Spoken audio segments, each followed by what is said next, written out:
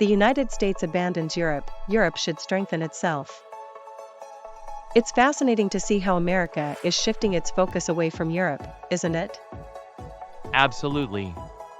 The economic gap is widening, with the U.S. economy growing by 2.8% last year, compared to just 0.9% for the EU. And with the risk of conflict in Europe being at an all-time high, it's raising some serious questions about defense spending. Indeed.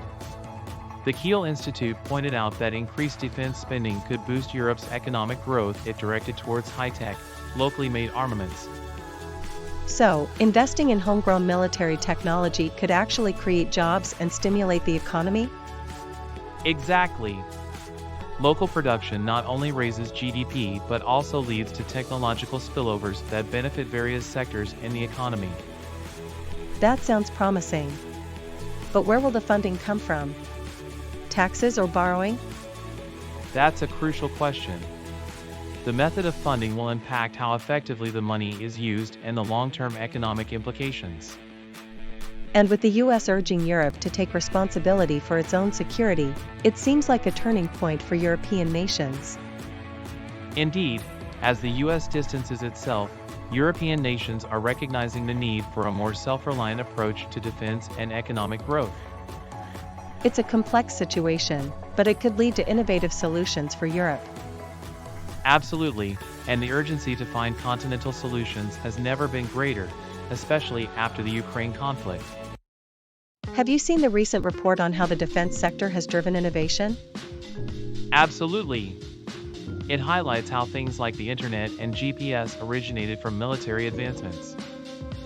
Right.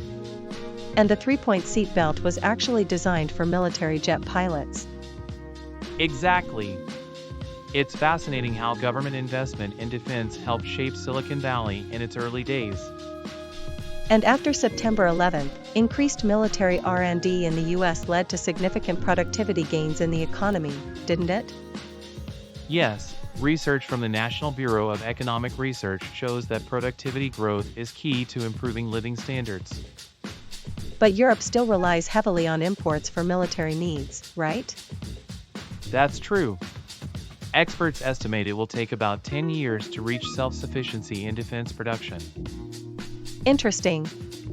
Poland's military aircraft imports have even led to job creation through airfield construction. Yes. Local contracting for dual-use products can stimulate economic growth, which is more common in the US. And the fragmentation of Europe's defense industry along national lines creates inefficiencies, doesn't it? Absolutely. This national champion approach slows down the design and production of military equipment. Pooling resources could help speed up domestic production and reduce reliance on imports. Indeed. Shifting defense spending from 2% to 3.5% of GDP could boost Europe's economic output by about 1%.